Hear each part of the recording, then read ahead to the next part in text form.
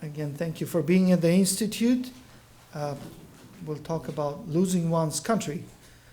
And I heard Jack discussing France. I don't think most French lost their country, or they knew they lost their country. In fact, most of them were reconciled and pretty happy. My grandmother's youngest brother had just been wounded at Narvik in Norway, fighting with the Allied Expeditionary Force. The Polish brigade was there too. And the French refused for the Poles to disembark, including the wounded, in Scotland. And the British said, well, you should get off, at least the wounded. The French said, no, we need you on the front. The ships landed with the Poles, and the French capitulated the following day. Another great uncle of mine was there too. He was happy because he and his company hitched a ride on a British destroyer.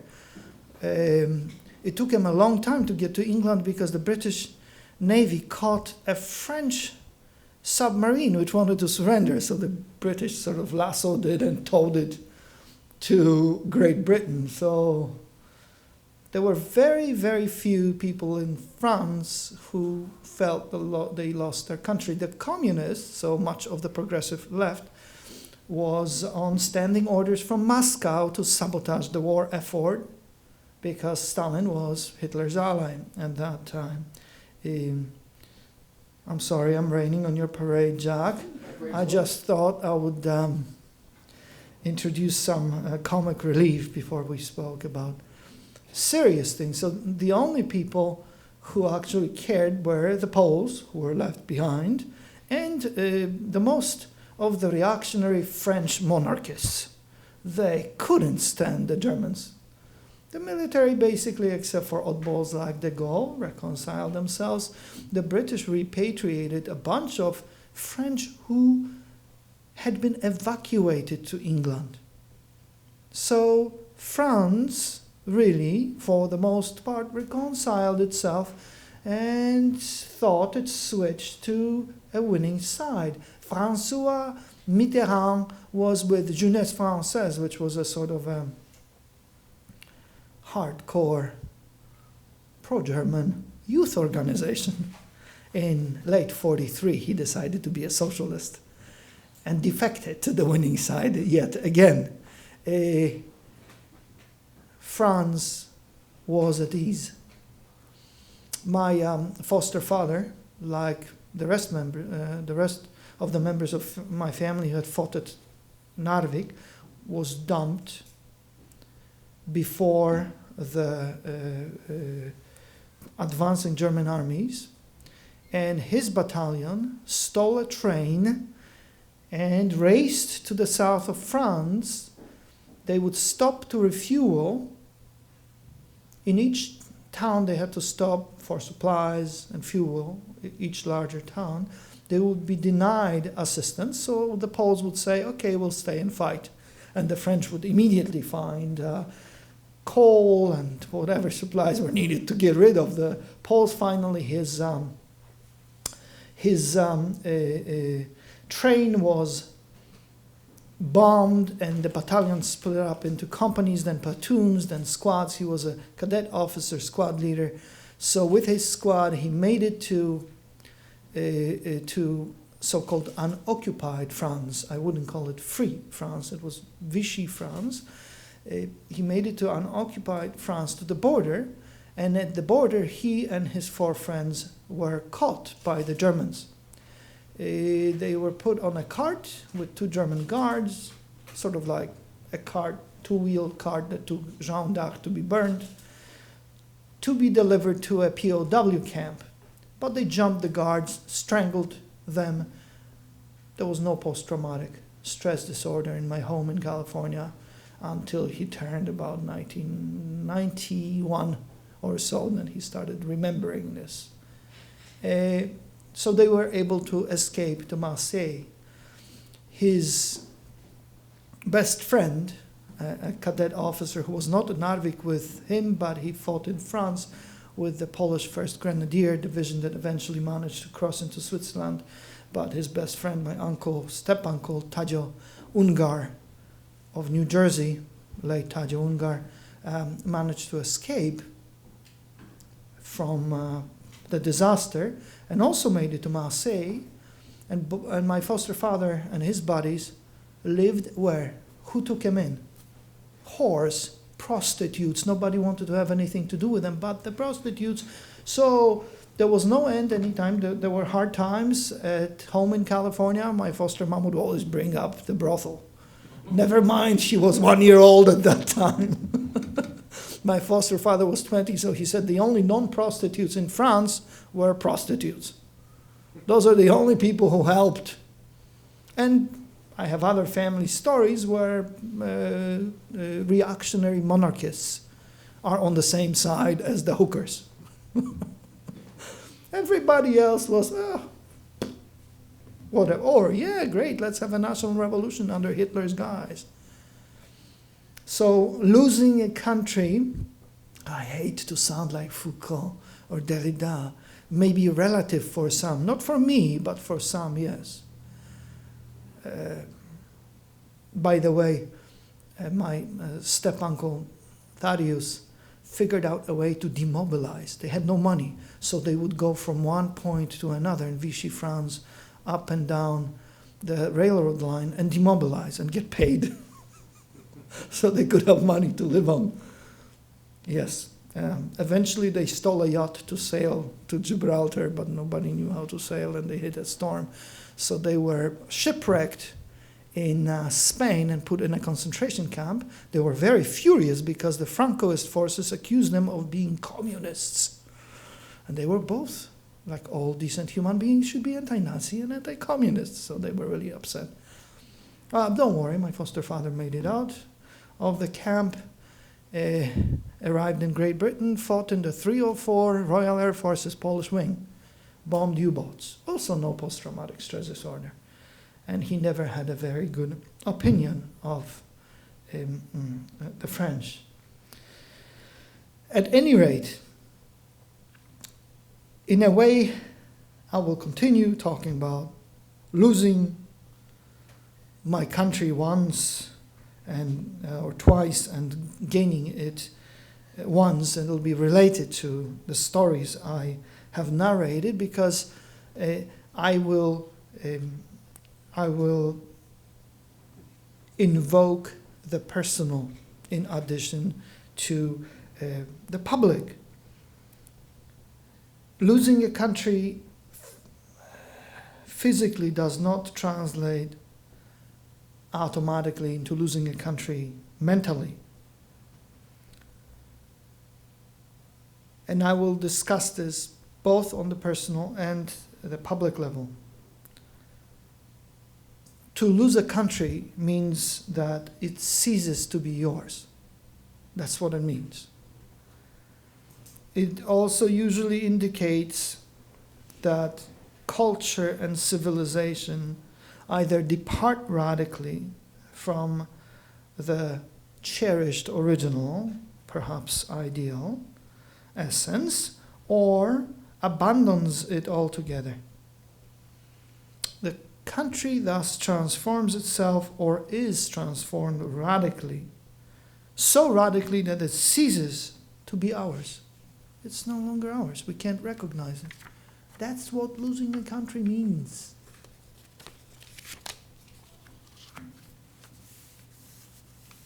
Look at the Khmer culture. Fabulous. And there comes Pol Pot. Is this your Cambodia?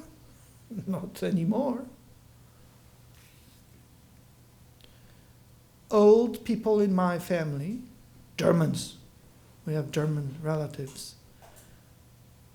When the Nazis appeared and eventually won power democratically, old people used to refer to them as Braun Bolschewisten, brown Bolsheviks. Of course, young people said, hey, it ain't that bad. Hitler's building freeways. Look, the military is growing. The economy is fantastic. And I'm not talking here about brainless, goose-stepping stormtroopers. I'm talking about Germany's elite, or old elite, traditional elite. The Vons und Zus.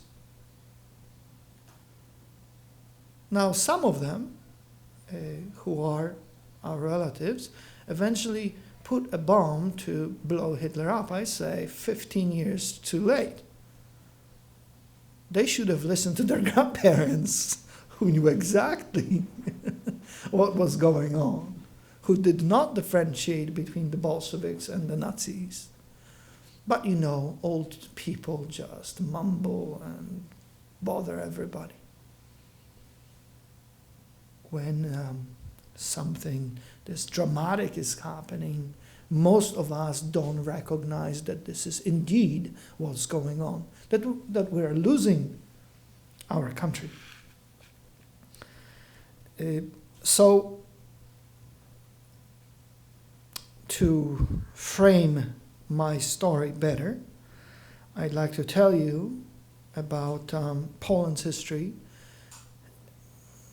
Not the last 5,000 years, I already did that on the Hill, but so I won't talk about genetics and archaeology, etc., but about the medieval Piast kingdom, which in fusion with Western Christendom developed, in fusion with between Western Christendom and Slavic ways, developed what emerged under the Jagiellon dynasty in its aftermath as the freest society in Europe, where they not only elected their king, they got tax breaks if the king demanded their presence on a foreign war. That is, they had a duty to defend their country. Also, there were no property qualifications for nobility. So unlike in Germany, where everybody now is genetically a little bit translucent, in Poland, yeomanry or free farmers were ennobled because they fought. If you serve your country, it's even less than 40 acres and a mule. That's what makes the country lovely. Nobility meant you had your coat of arms and you could vote, but you had to fight, you had to serve. Sort of starship troopers, starting in late medieval times. No property qualifications. About 10-15% of the population was noble. And they scorned the nobility of the West. They completely ignored the elites in the East, who were Mongols and slaves for them, because they had rights, not privileges, but rights as free people. And we're talking about early modern times. Imagine in 1436, the king and the parliament voted in a law called Neminem Captivabimus. That's habeas corpus. 150 years before habeas corpus. The Magna Carta was a joke. It would not be fulfilled until the Glorious Revolution. So there was a joke. The king, John Lackland, wanted to con the barons and the people, which he did. But everybody talks about the Magna Carta as if it were a big deal. No, the Glorious Revolution was a big deal.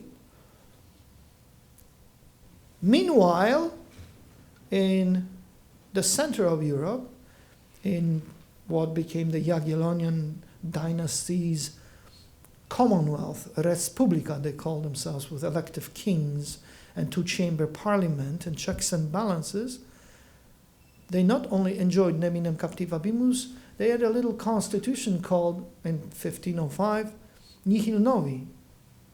Nothing new without us, about us. In American, that means no taxation without representation, except it was 1505.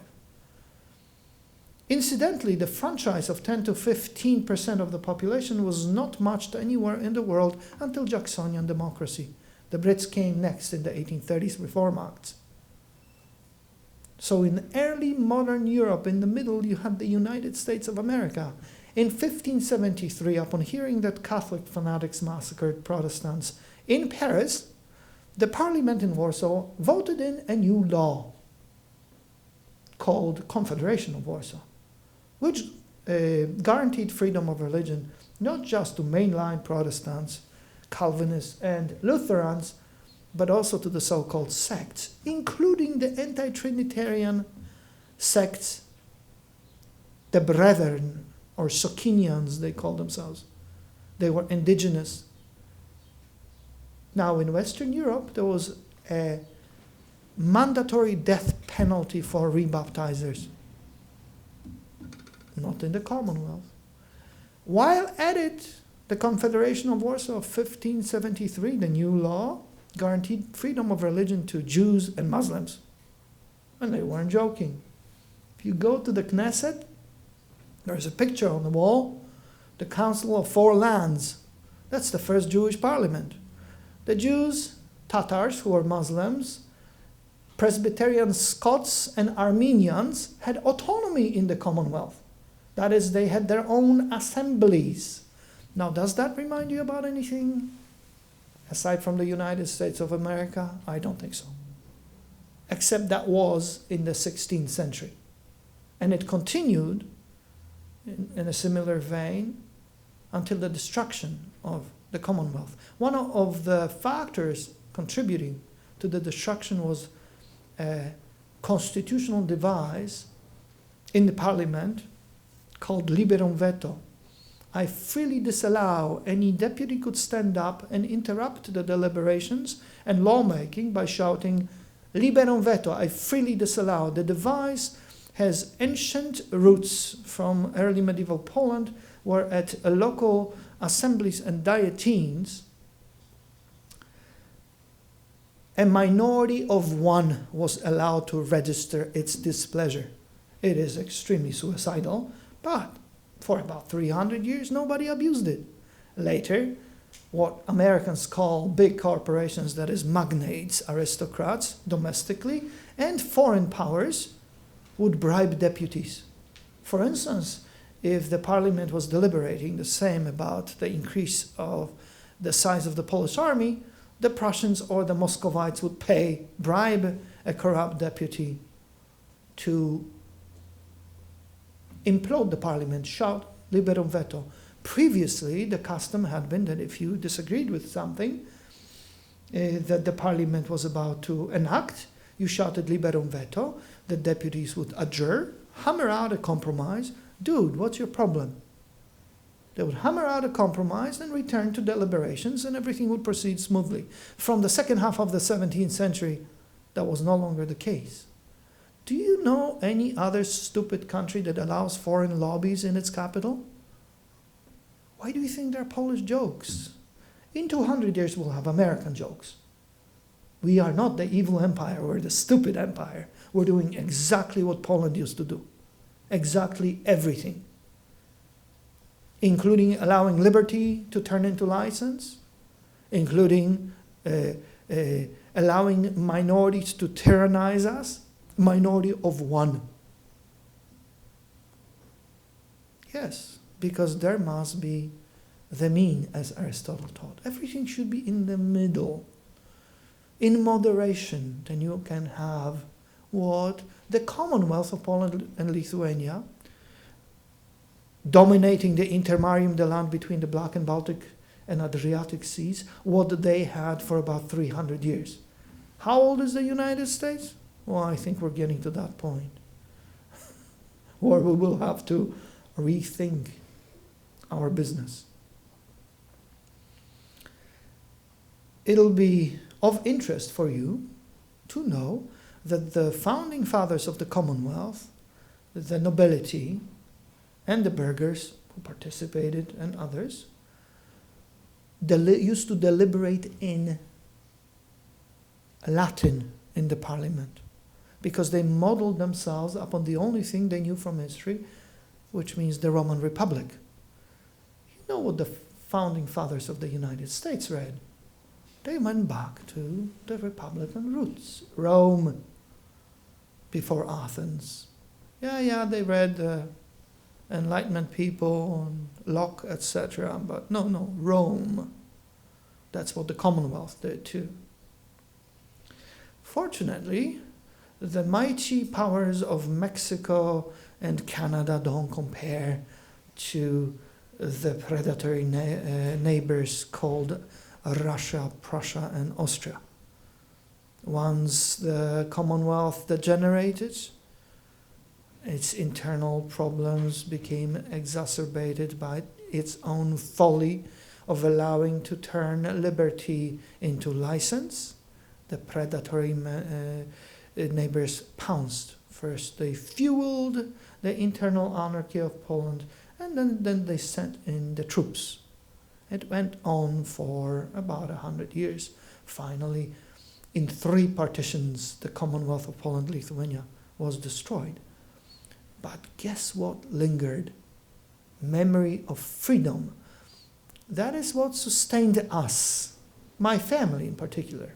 We fought in every war and insurrection, not because someone paid us, but because we had collective memories of freedom.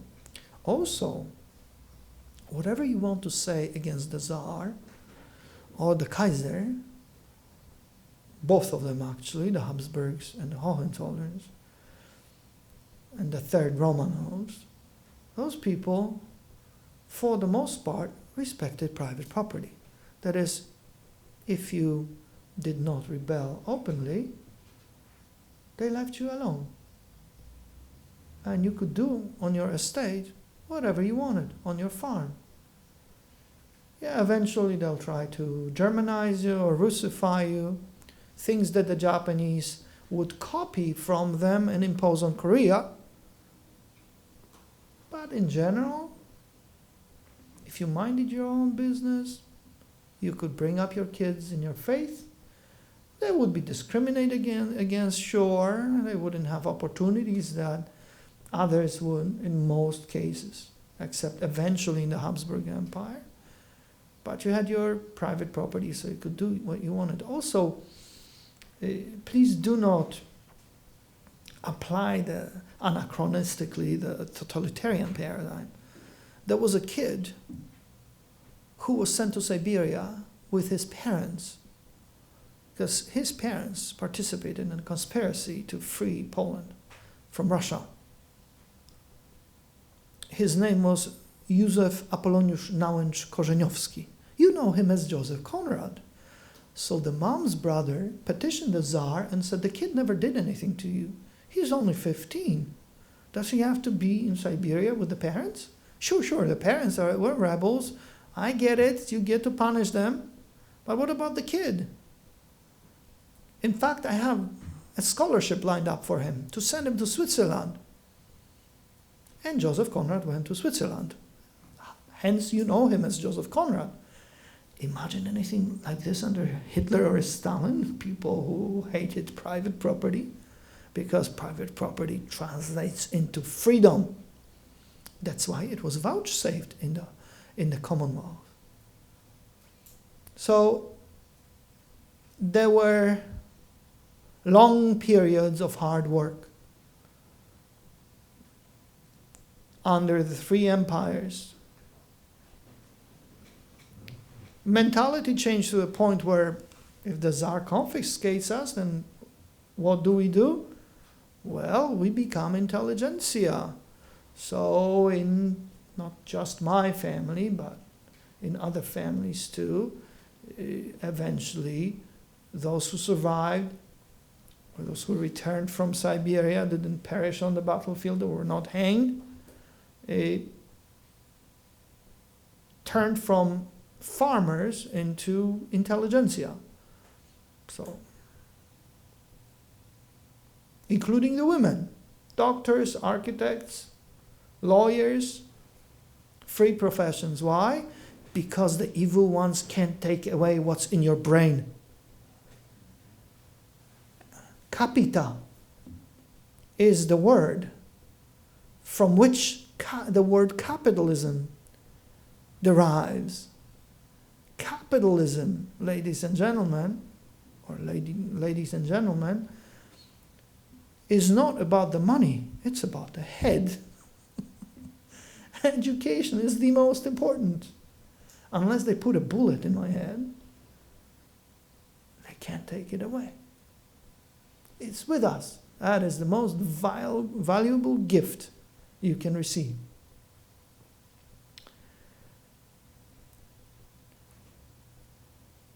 All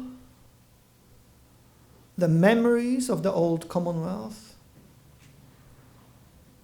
the memories of recent struggles in the 19th century, and the ethos of studying meshed nicely with the custom to serve a cause that is greater than ourselves.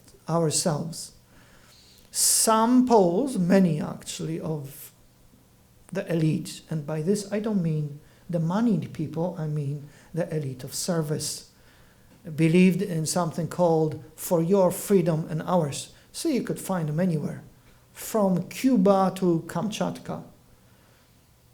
Oh yes, there was a guy who was sent to Siberia, his name was Benyovsky, kidnapped a ship, seduced the Russian governor's daughter, kidnapped a ship, and with his buddies escaped through Japan. Imagine that the Japanese didn't kill him, and they used to kill everybody who landed.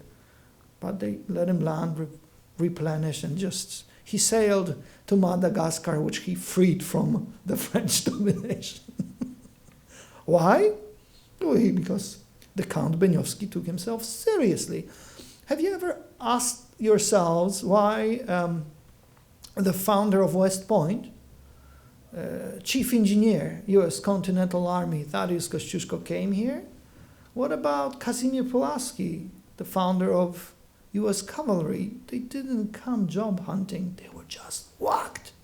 They were Polish. By definition, that means crazy. They came to fight.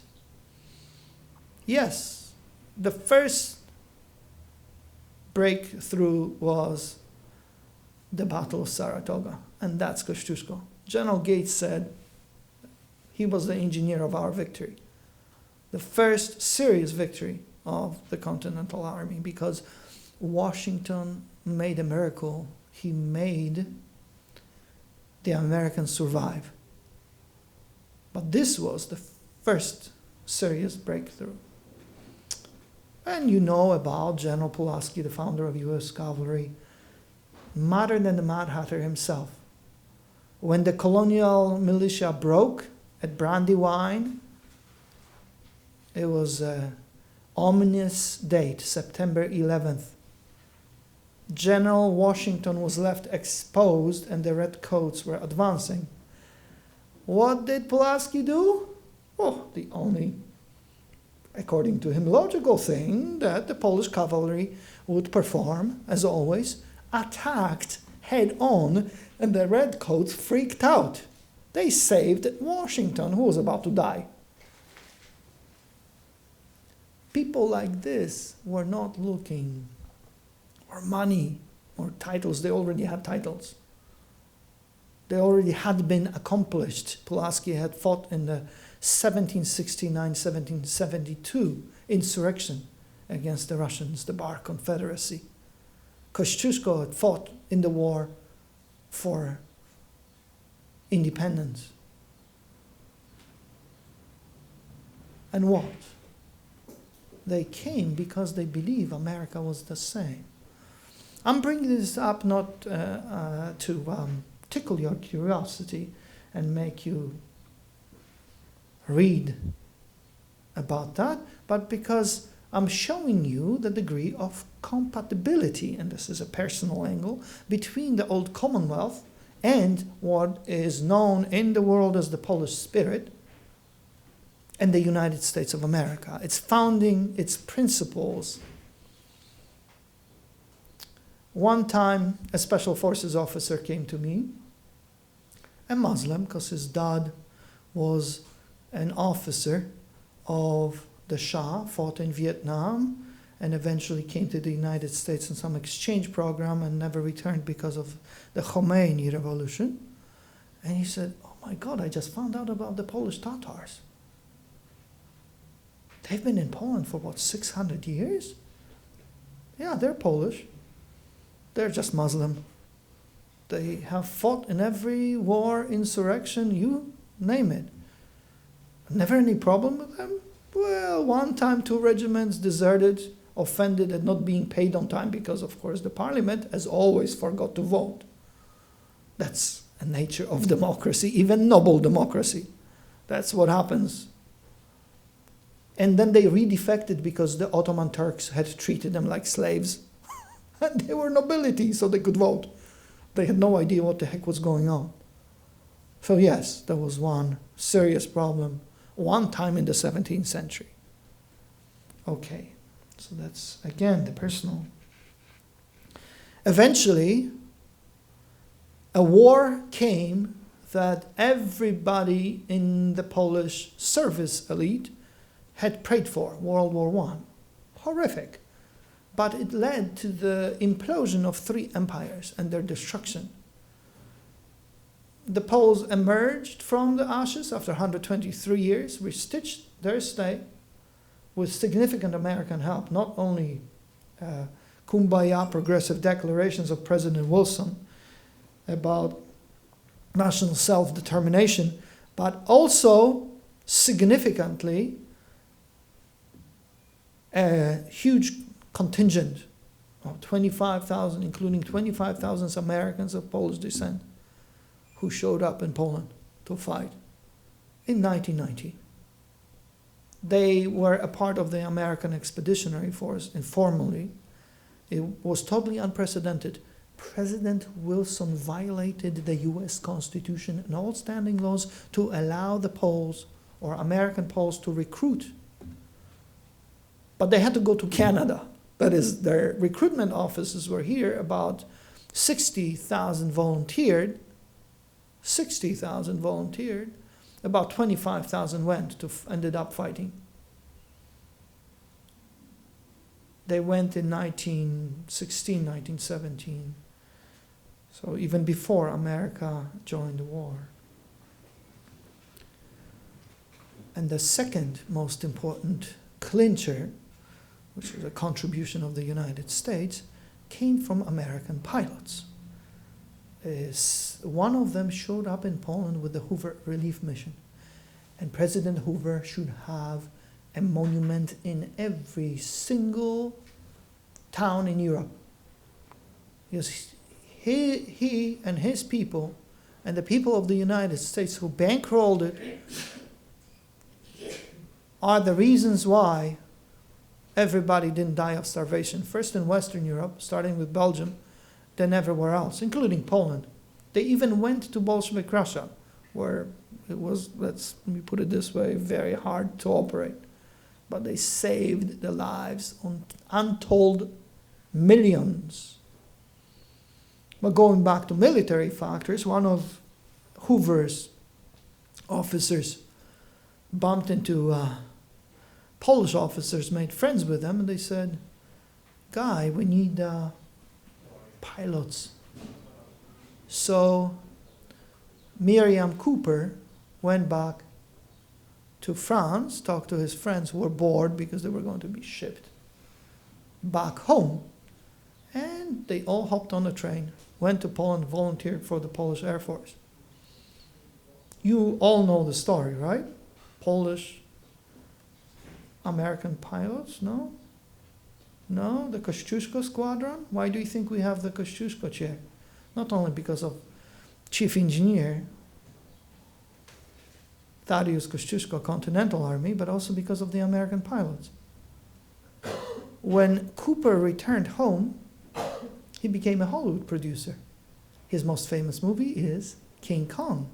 And he said, Polish-Bolshevik War. A beast from the East attempts to seduce the naive, gullible maiden of the West. And the gallant pilots ride to the rescue and slaughter the beast, which is exactly what happened in the Polish-Bolshevik War. That was Poland's edge. The only time in history the Red Army was defeated strategically in the field, not thwarted initially like the brave Finns did, nothing to detract from Finland's awesome resistance. No.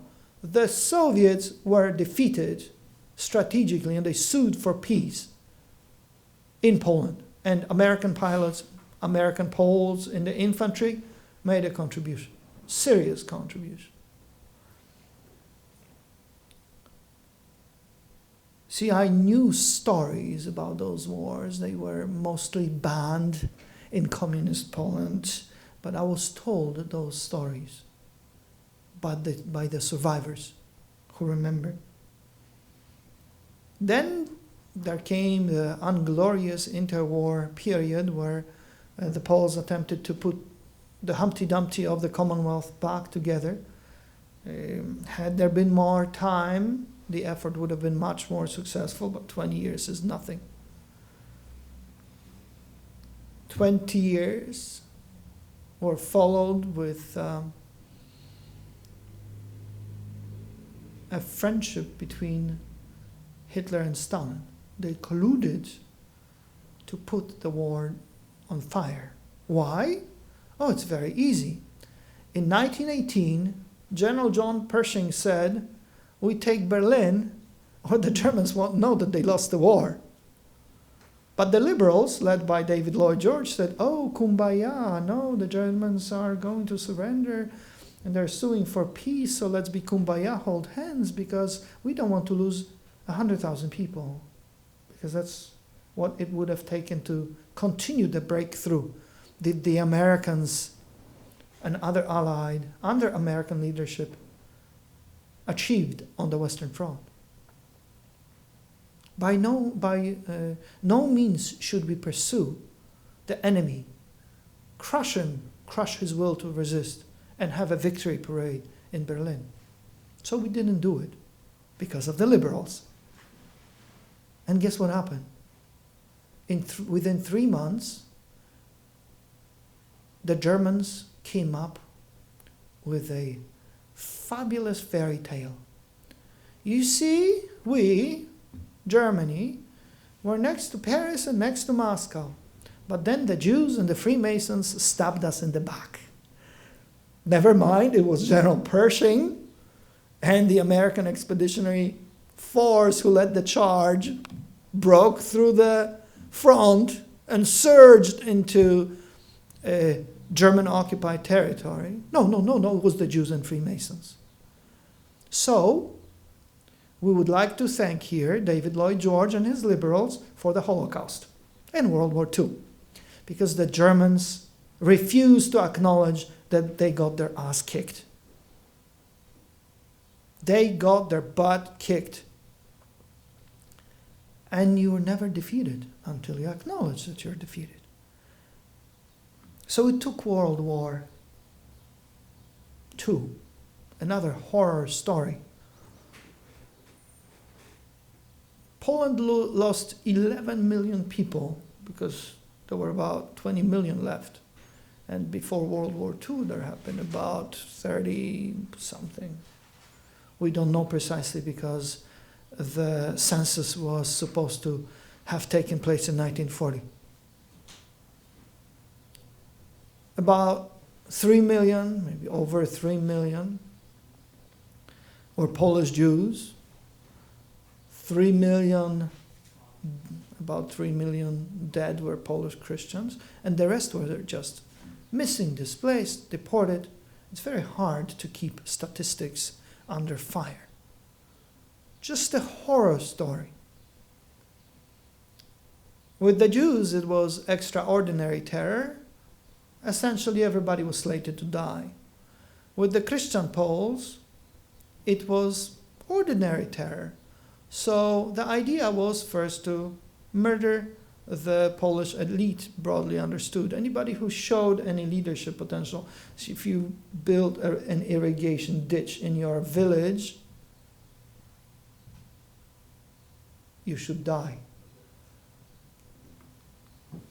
Priests, teachers, lawyers, doctors, military officers, up to the Prince Radziwiłł, so aristocrats. Anybody educated should die. The rest, well, most of them should be dumped beyond the Urals into Siberia, where they would either die, or most of them would die, except those who would revert to cannibalism, because obviously if you dump that many people without providing for them, they die. and about 5 million people should stay in German-occupied Poland to be slaves. The children would be allowed to learn how to count to 300 and to sign their name. Every German, after victory, Hitler promised, would get a Volkswagen and a Slavic slave. Yes. Well, it doesn't compare with the Holocaust, because in the Holocaust, everybody was supposed to die. So that's the difference. Not much of a difference, metaphysically speaking, because Polishness, the essence of culture evolving over 1,000 years, would turn into an ethnographic joke. Nothing else. There would be just slaves.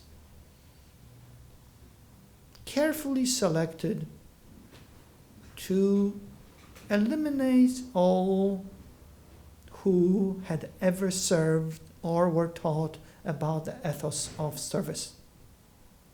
So that was ordinary terror. And that's what all our families experienced.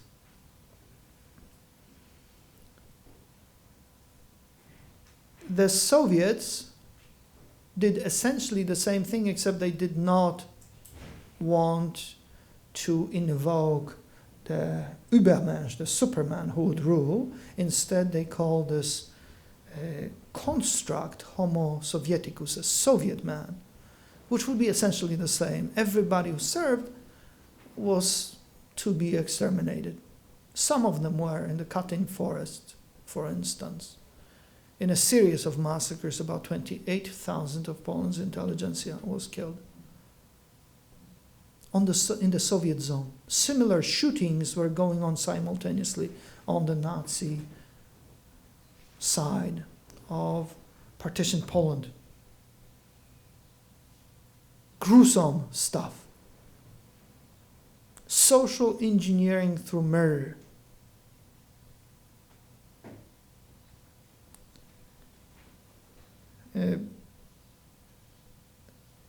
Incidentally, the Nazis had more frenzy and ferocity because they got to occupy those lands longer, but it doesn't mean that the division of victims was easy. Jews, extraordinary terror; non-Jews or Christians, ordinary terror, because the Soviets didn't like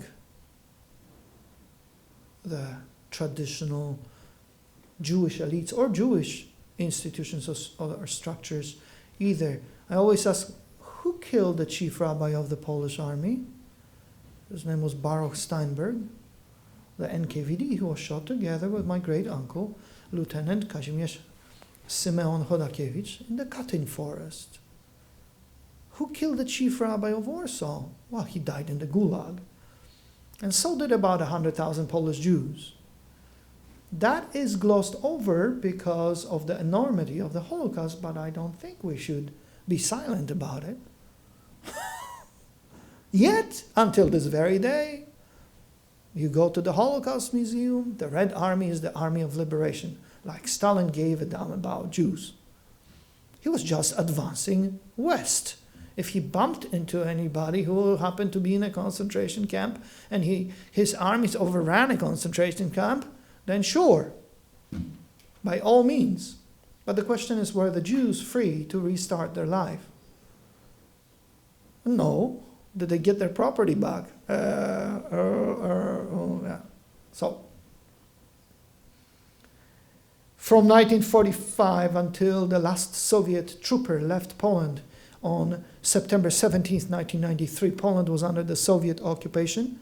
Increasingly, it was an occupation by proxy. Local native Polish communists, after 1956, with increasing autonomy, would run the camp for the Soviets. Of course, there were rebellions again, like in the 19th century, in 1956, 1968, 1970, 1976, and then Solidarity blew up in 1980, and it went on in the underground after being crushed in martial law in December 1981. It persisted until it re-emerged in 1989. So this is a brief outline. Please don't forget the spiritual input of John Paul II, who teamed up with Ronald Reagan, who physically destroyed the evil empire with the help of Margaret Thatcher. That's the framework. Afterwards, this is what happened. Communism transformed itself into post-communism. Ladies and gentlemen, in 1989, there were no free elections because only 30% of the seats were open for contest. The rest were guaranteed to the communists. And the New York Times, until this very day, talks about free elections in Poland. Imagine if the Republicans got to keep 70% of all the seats and 30% were open to contest. Would that be a free election? You're kidding me? Again, transformation. Transformation which resulted not in freedom and democracy, it resulted in changing the shape of the same object into a different shape, where the communists became post-communists. There was an orgy of embezzlement throughout the Soviet bloc, and the communists came up on top. Now they call themselves liberals, Democrats, or nationalists, anti-Semites, whatever you call them. The people with the most money are the people who had the most money under communism. It's very simple. And that's what happened.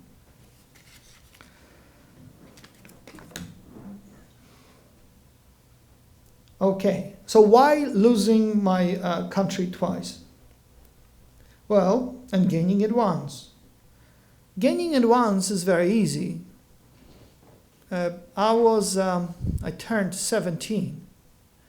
I turned 18 in the West, and I was in Scotland when strikes broke out in Poland.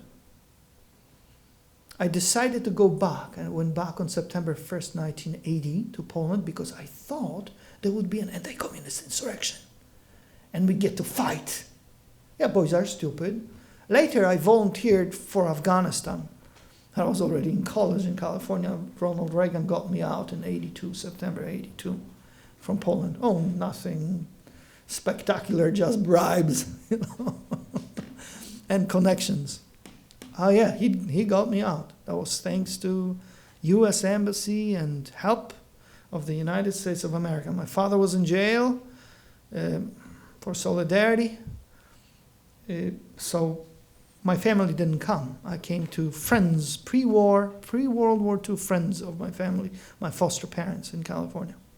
The guy who fought at Narvik and then in France, and then the Royal Air Forces in England. When I was a child, we knew that we were under Soviet occupation. We referred to the communists not as Poles, which peeves me off to no end whenever I hear it until this very day in America. Oh, the Poles did this. No. They were communists. By definition, if you're a communist, you cannot be Polish because you're an internationalist. Or if you're a traitor, it means you're a renegade. You're no longer an American Benedict Arnold. You are now outside of the national community. So you're not American. So you're not Polish if you're a communist because you're a traitor. You're a stooge of Moscow. So we call them them. We never called them the Polish government. And I was so stupid when I was little that I thought everybody was like that in Poland. Then it turned out it was just later when I grew up, it was a tiny band of survivors, usually with the same background, people who served. You see, people whose families used to serve. By this, I don't mean to imply that everybody who fought for freedom was nobility. What I mean to imply, Polish style, meaning free farmers, what I mean to say is that anybody who embraced that ethos, including the peasants, turned into farmers, because peasants are serfs, what Aristotle called innate slaves, what Americans refer to as couch potatoes. If you want to move your butt and volunteer and risk your life, you're free. That ennobles you. You don't need a coat of arms. And that is how the ethos of fighting for freedom was translated onto the people who wanted to move their butt. Of course, if Prince Radziwiłł is a couch potato, he's no prince, he's no Polish or American or anything else. He's just a vegetable. There are various categories of citizens. This is very simple. It has nothing to do with the race, religion. It simply has to do with this. Are you willing to die for a cause that's greater than yourself? In my family, that's a no-brainer. That's a rhetorical question. That's why I get along with the United States military so well, because they are unwell. They must be Polish. They volunteered to die for us. And that is the main point. So as a child, we did various things which we thought were normal. Then it turned out they were not normal. For instance, in the 60s, we'd go clean the graves of Warsaw Rising insurgents. And the secret police would come and chase us away. I don't know, I was 5 or 6 when my parents started taking me. This was forbidden. What do you mean it's forbidden? It's only decent to remember about those who gave their lives, no? Oh, not under communism. We had no idea that there were any other people who would think otherwise. I had no idea as a child that other people were not taught at home about the Cutting Forest Massacre. The Soviets did that. I remember being at a summer camp, and I said something like, "Oh, and then the 27th Volhynian Home Army Division clashed with the Germans. Eventually it was surrounded by the Red Army, disarmed, and some officers were shot, and everybody else went to Siberia." And there were kids in the camp who said, "What? The underground Home Army didn't have any divisions." I said, "What do you mean? There was a Vilna division." I mean, there were divisions because they restored pre-war Poland in the underground during World War II. For me, not knowing that was like not having a head. It was very shocking for me to meet slaves. I had no idea there were Poles like this. Or going to a state-run summer camp as opposed to, in our community, summer camp, and you didn't get to go to church on Sunday because the communists were in charge. So, of course, I just jumped the fence and went to church. But I didn't know this was abnormal. So, in a way, the country that I lost because of Roosevelt in Yalta selling Poland and the rest of Central and Eastern Europe to Stalin, the country I lost lived on in the stories of my grandparents, parents, and in me. And I had no idea I didn't exist anymore, because for so long, as you remember, it's there. Even when I got out of Poland, I had been in the underground with the Independent Students Union. My uncle, Chris Jaszewski, who's now a professor of forestry at the University of Georgia, was in charge of my underground outfit. Even after getting out, we thought we'd get weapons, we'd get parachuted back into Poland and fight the communists. Oh yeah, boys are stupid. I never said anything else. Even then, I thought my country existed. I refused to acknowledge that we lost it because of the Yalta Agreement, because of Stalin's armies in Central and Eastern Europe. Only when I started returning after 1989 did I realize that the Soviets managed to create a Homo Sovieticus, not only in Poland, but everywhere else.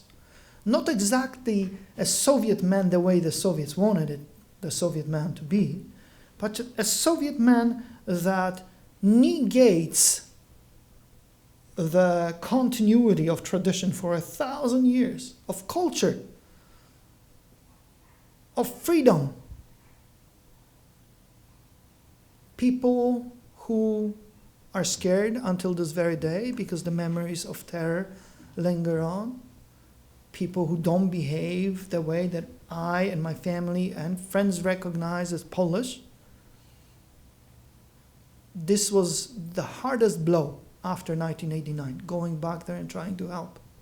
The only place I felt comfortable was the cemetery. There was also hope, namely kids, Girl Scouts and Boy Scouts, very little ones. Some of them from the so-called old families, so the families who served, and some of them not, who simply picked up the ethos.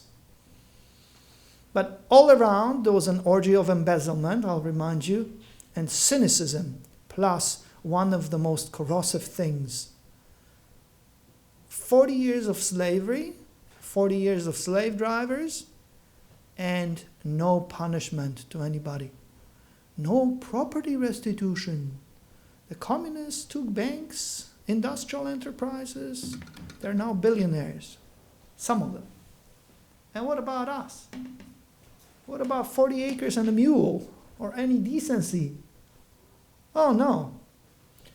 I participated and helped out with a variety of projects. Some of them included rehabilitating dead heroes. A few of those heroes, I'm sorry, not all of them were dead. I mean, I'm not sorry they weren't dead. I'm just saying that some of them were alive.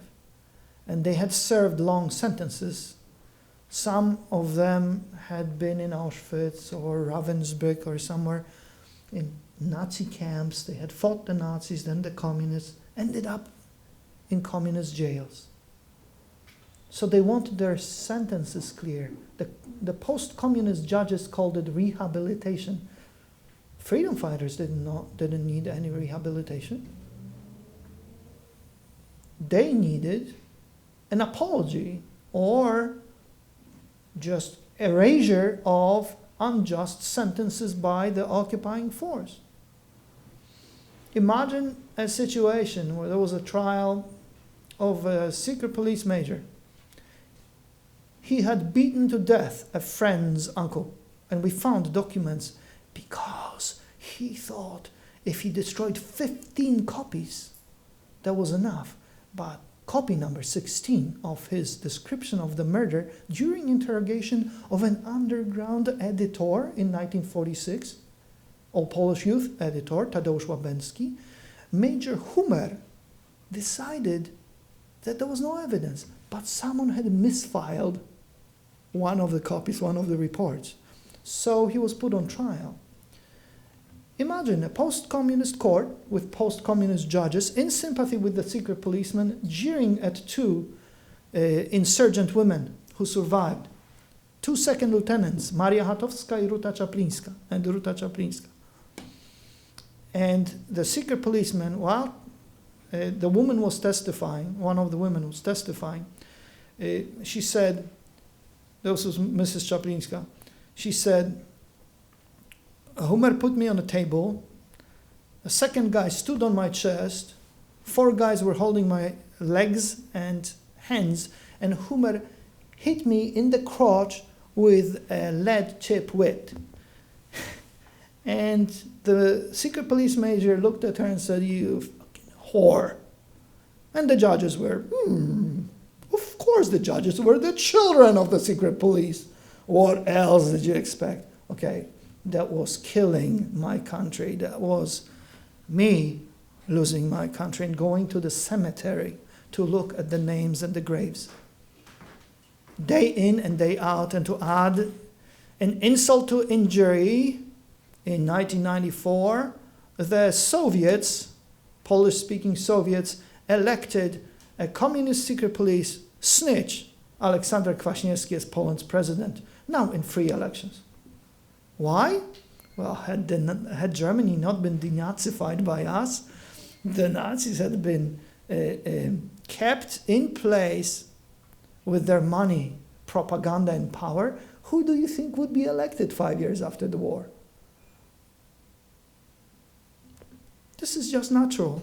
Democracy by itself doesn't solve all our problems. What it does is restitution. In the post-totalitarian setting, you have to create a country with an even playing field. Instead, the victims were thrown under the train by George Bush Sr. and Bill Clinton. Clinton sent specialists who made the communist candidate lose his weight and wear contact lenses that made his eyes look blue. Fabulous.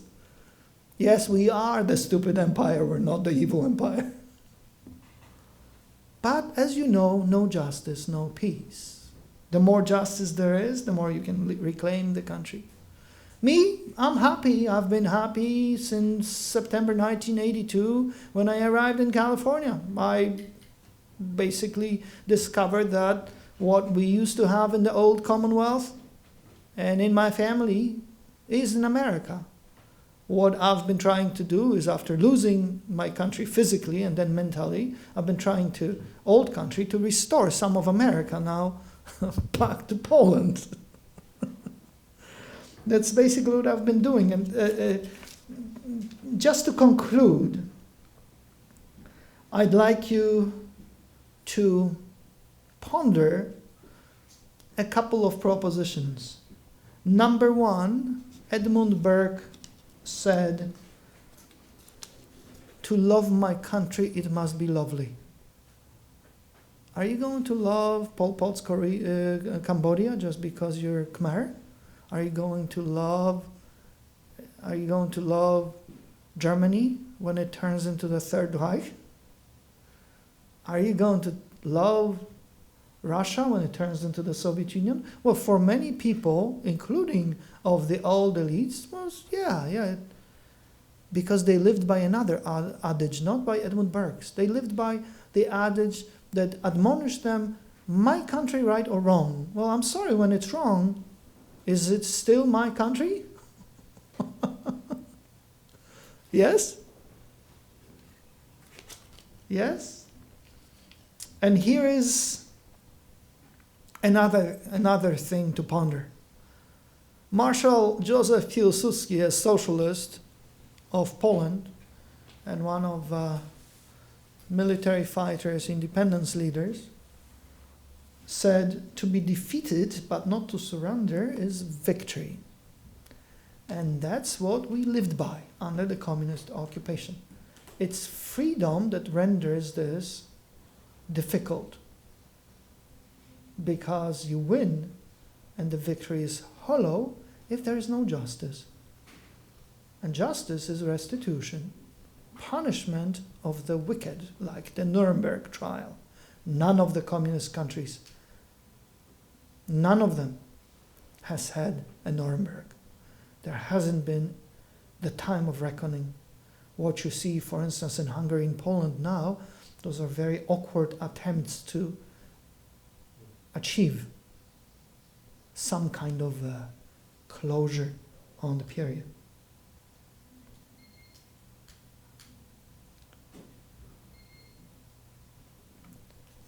We in academia are supposed to be dispassionate.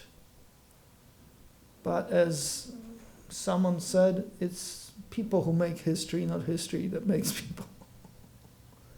I think Harry Truman. So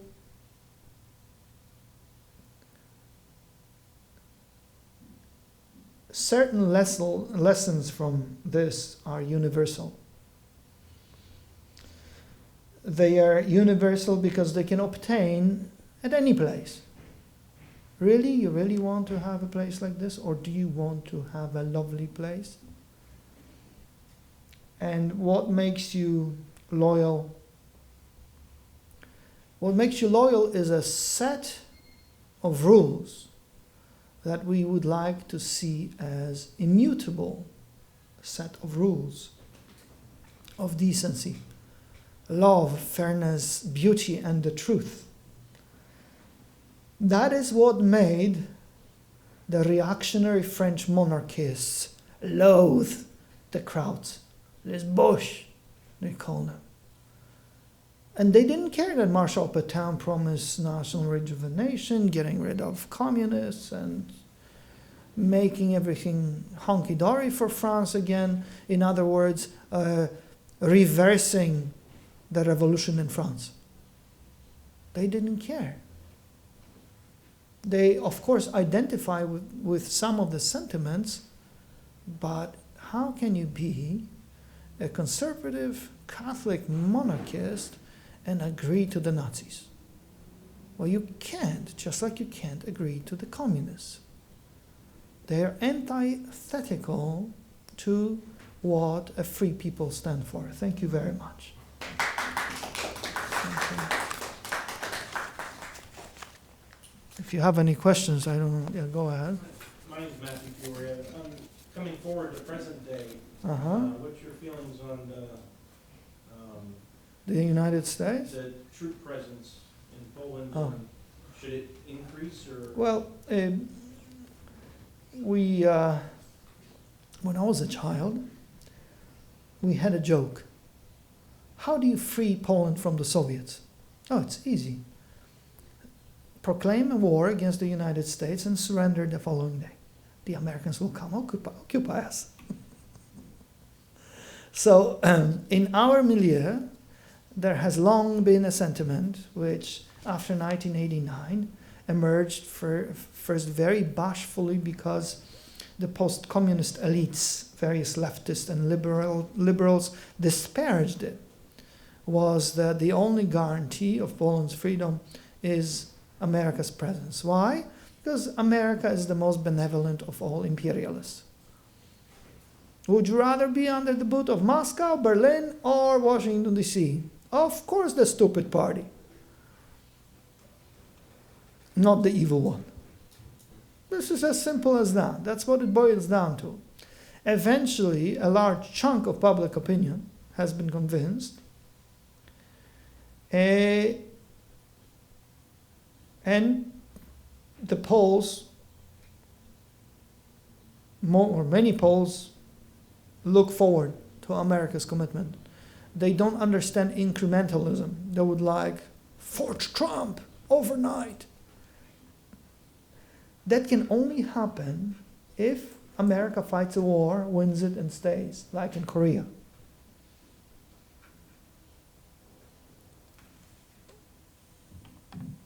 There's a build it and you will come theory too. Yes, there's also a theory of, a scary theory of a distant. Yes, I understand. Yes. Well, I understand. I actually have been writing about it for decades.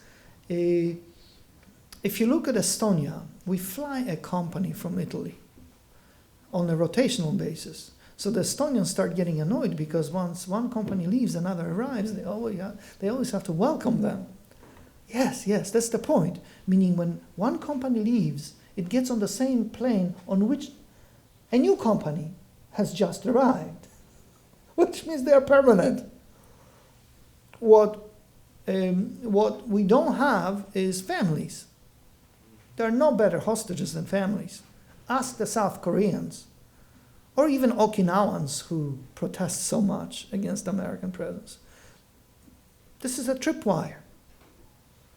American troops won't make much difference if North Korea's army, which is fifth largest in the world, surges across the border, except it'll really upset the American people if the North Koreans overrun American posts, including housing with women and children from the United States of America. That'll be a disaster for North Korea. or China, or anybody else. That is the main value of scattering of troops. Plus, please look at the composition of American troops, say in Poland, logistical troops, which is where it all starts. Yeah, the Poles don't get it. They want it now, or they don't want it at all.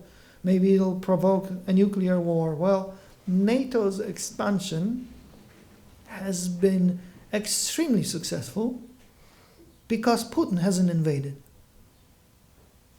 Everybody said, oh, it's dangerous, there will be invasions, but no. Georgia and Ukraine and other places. But not Central and Eastern Europe. That actually has worked out fine so far. Do we need our presence, American presence? Well, history dictates that anytime we withdraw and neglect, we have to re-engage, and it costs us much more in men, material, and treasure. I really didn't like how the Obama administration sent wrong signals and maltreated the Japanese. And I knew what was coming. For the first time in history, the Japanese, since World War II, the Japanese are engaged in combat in South Sudan. They changed their constitution. They also have altered their navy. They have this helicopter carrier that can very easily accommodate Harrier planes. I knew there was an important sign 10 years ago. Maybe 10 years ago, I don't remember exactly, but about 10 years ago, there was a naval conference in Australia. And the Chinese were bad-mouthing the Japanese. So there were naval officers from all Pacific nations. And the Chinese were themselves. And the Japanese were polite themselves, which means, you talk more, I'll kill you very soon. Yeah, they were just sitting there. And the Chinese went overboard. The Japanese admiral stood up, and the Japanese filed out for the first time in history.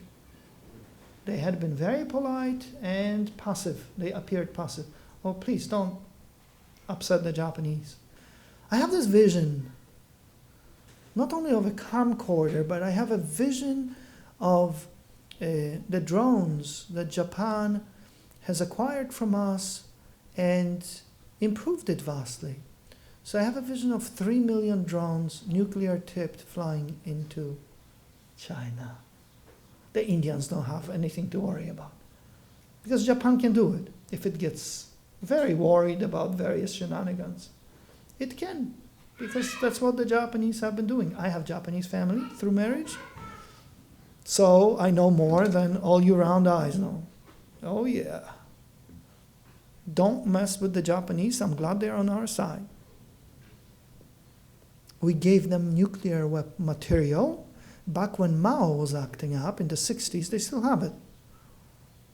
They also produce enough. Of course, they have to give it up every year.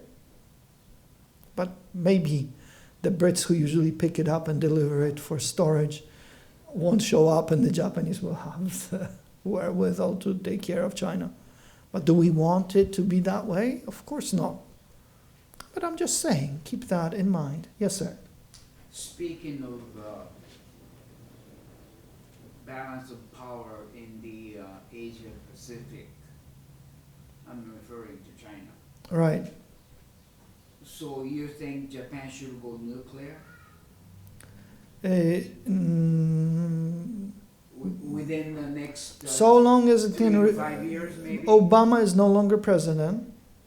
Obama actually, or somebody around Obama got scared, and we did move our weapons to Guam to send a signal, which was a belated gesture, but an important one.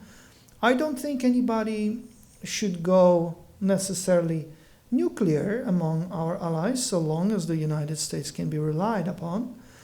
But to have nuclear infrastructure and capabilities, of course, for peaceful reasons. I've been telling the Poles for the past 30 years they should have peaceful nuclear because then neither Berlin nor Moscow would march. The Poles are not imperialists. They wouldn't attack anybody unless attacked. And that's a great deterrent. It's one of the paradoxes of history that the most deadly weapon managed to keep peace during the Cold War. Actually now too. It's the greatest peacekeeper ever. We have proxy wars and stuff, but nukes are very useful. I believe that in order to solve the North Korean crisis, we may have to go through China to do that. Of course, North Korea is a rabid, so unpredictable in a way, a lapdog of China, and China unleashes it or fails to cage it because it's a tool of statecraft. It's a sideshow when the North Koreans act crazy. This is what Lenin and others did to the Soviets during the Cold War or after the formation of the Soviet Union. It's called alternates. You blackmail people by acting crazy, and then the West would pay, send assistance. Then they would build up a new generation of weapons and start acting up crazy again and get paid again. So that's what the North Koreans have been doing. It's an alternates, pretending to be reasonable and peaceful until the assistance arrives and allows you to expand your military capacity, and then you go back to being crazy. So I don't think Japan's going nuclear will help in this capacity. Here you have to, I think, use the diplomatic weapon of not caring and not helping and not succumbing to the blackmail. But Japan ought to have a capacity, just like India does. Have a capacity just in case. India, of course, has another problem because a part of India calls itself Pakistan, and it hates India. So that's and the Chinese like that. So India thought it would go nuclear, and it did. Japan doesn't have to, so long as the United States is aware of what's going on. Occasionally we'll have presidents like Obama, kumbaya, leading from behind, and that's dangerous because people like Putin or the Chinese misread it for being wimpy. And remember, in politics, nothing matters more than perceptions. My coping mechanism is jokes. That also guarantees that important people don't feel threatened, and at least some of what I'm saying penetrates. And when you have countries playing that game, you see, and in particular the United States of America, you have to be extremely careful. So no, I would, if I had a magic wand, I'd send a squad to the White House to snatch President Trump's iPhone so he couldn't tweet. Because that sends oftentimes strange signals to our allies and its spokespeople. What they don't understand is he tweets just like on domestic issues and then usually forgets, unless somebody is perceived by him as stepping on his toes. But Anyway, everybody has quirks. Obama was too cool. This guy is too quick on the draw with electronic social media. And then we'll have another president, whoever she is. And then we'll have another quirk. So long as certain inalienable rights are supported, and so long as certain rules are followed on the international arena, Japan doesn't need to go nuclear, because that would mean that Japan again retreats to unilateralism, and as always the Japanese would clam up and the world would consider Japan evil. Because the Japanese are not warm fuzzies, so they are not very good at explaining why they do certain things. They are even worse than the Vatican, and that's saying something. You mentioned the movement of weapons to Guam. Yes. That was more of a strategic messaging Yeah. to our allies, not to our adversaries. Right. It was to tell Japan the umbrella is still covering you. Yes. This was Please don't break out. to assuage the Japanese. Absolutely. The North Koreans didn't care Yeah, it wasn't. because they thought they could do anything with impunity, because the United States has no guts, blah, blah, blah, blah, blah. Until someone tweeted Rocket Man, Yes. and they wanted to talk to us. Yes. Sometimes that tweet is good. Oh, of course. I'm not saying there should be a total ban, but verbal diarrhea, or Twitter diarrhea it's great for the domestic opposition because they get all bent out of shape and forget about what they should focus on, and they're all over the map. So yes, I don't know if it's intentional by the president or it's just what happens, but it's not received calmly outside, including by our allies. You see? You know what's funny is, how many years ago was it when we said it was wrong to read others' mail? Because those were rules, and if you did, you offended people. Yeah.